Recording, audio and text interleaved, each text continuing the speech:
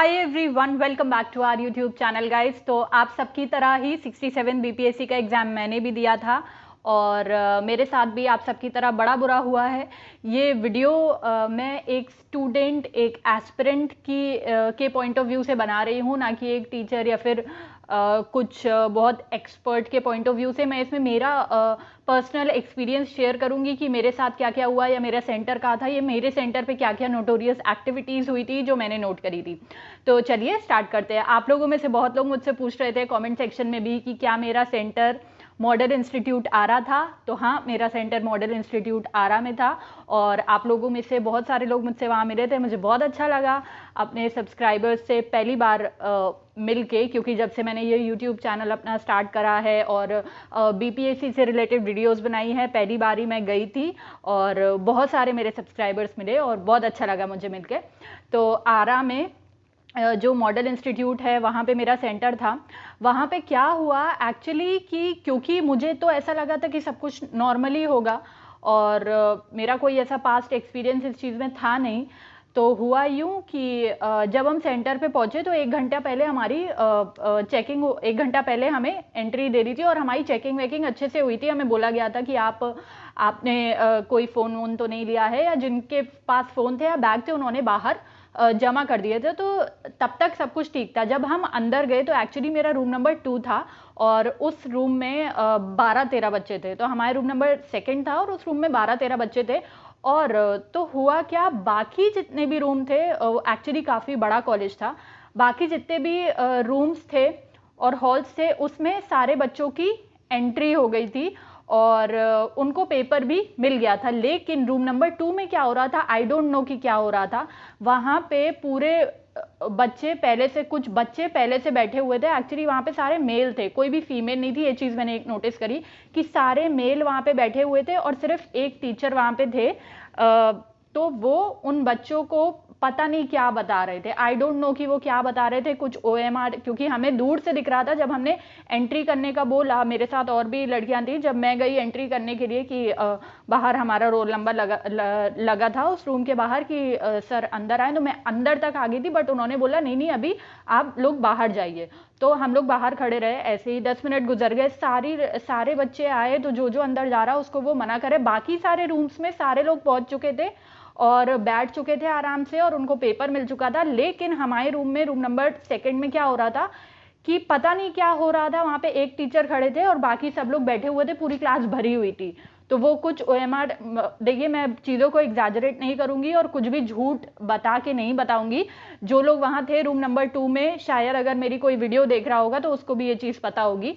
तो वहाँ क्या हो रहा था कि हमें अंदर ही नहीं आने दिया। 10-15 मिनट गुजर गए, जो अंदर जा रहा है उसको कह रहे नहीं नहीं, अभी आप लोग बाहर रहिए। तो ओएमआर शीट से वो लोग कुछ तो कर रहे थे और हमें उन्होंने बाहर भेज दिया। सारी क्लासेस में पेपर बट चुके थे और हम लोग बाहर ही खड़े हुए थे। जब बार बार हम लोग ने कहा कि सर हमें अंदर आने दीजिए, अंदर आने दीजिए, हमारा रोल नंबर इसी रूम में है, तब जाके कुछ हुआ। एंड देन सडनली वहाँ से सारे लोग बाहर चले गए थे।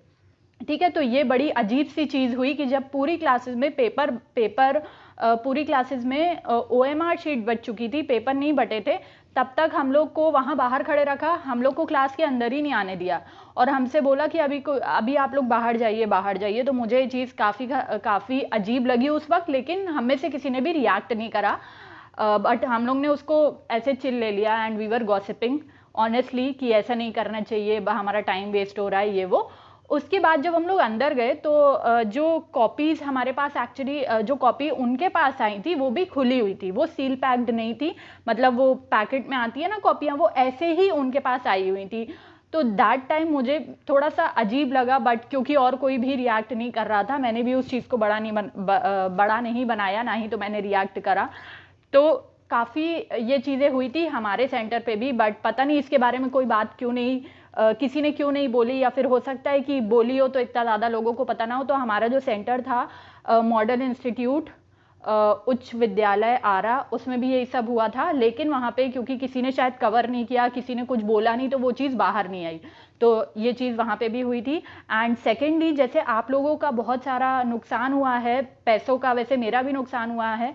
And for your kind information, मैं 6 तारीख को ही चली गई थी मेरा ऐसा है कि मैं हर चीज़ एंड मोमेंट पे नहीं करती हूँ। मेरा ऐसा है कि I have to be prepared in advance कि कैसे सब होगा, कहीं कुछ एंड मोमेंट पे कुछ गलत ना हो जाए या कुछ छूट ना जाए। तो मैं 6 तारीख को ही गई थी एंड क्योंकि आरा के लिए डायरेक्ट फ़्लाइट तो नहीं है, तो हम पटना गए थे पहले फ़्लाइट से, उसके बाद हम वहाँ से आरा गए थे थ्रू द टैक्सी।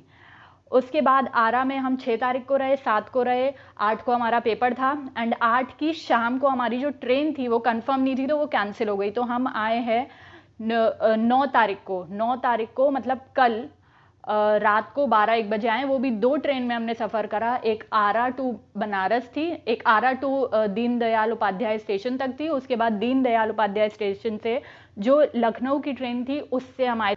तो इतना सारा टाइम वेस्ट हुआ, इतना सारा पैसे वेस्ट हुआ, वो तो कोई देगा नहीं। और इतने सालों से जो प्रिपरेशन करी थी वो चीज़ वेस्ट हुई। अब दोबारा पेपर होगा तो दोबारा जाना पड़ेगा इतने दूर दूर से। मैंने ये भी सुना है कि जो बिहार में भी लोग थे उनका भी सेंटर काफ़ी दूर पड़ा था, और बहुत लोग यूपी से भी गए थे, बहुत लोग हमारे सेंटर पे इलाहाबाद से भी थे।